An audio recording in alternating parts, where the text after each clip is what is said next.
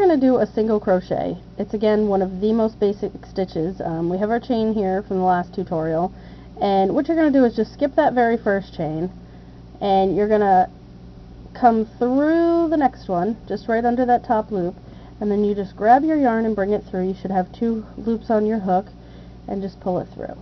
And again, you're going to go right through that opening, grab your yarn, pull it through.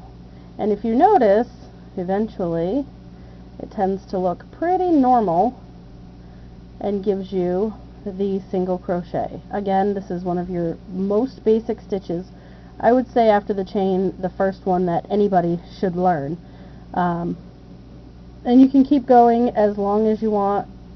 It doesn't matter however long you want to make your project, you just keep going with this. And when you have it at the desired length, whatever you put your chain to, what you're going to do to switch rows, you're going to chain 1 and then you turn it. And then you just come, if you notice that little indent right there, you just go right in there, and usually you're going to go under both loops unless you're told not to. That's a normal stitch, is to go under both loops. And again, you're just going to pull it through and see that indent again, and you just go through.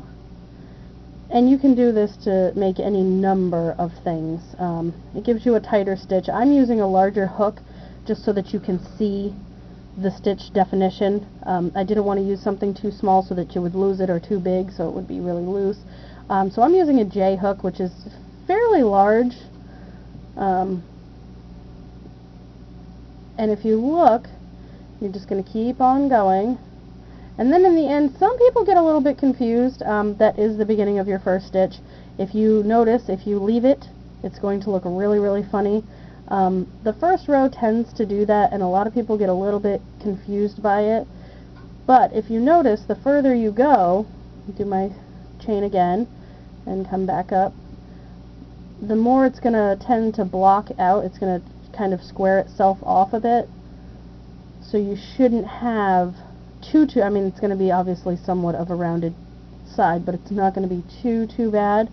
And you can use this to make any number of things, from afghans to hair bows. It's a pretty versatile stitch, and again, like I said, definitely the second one that I would learn after the chain. So there you have your single crochet.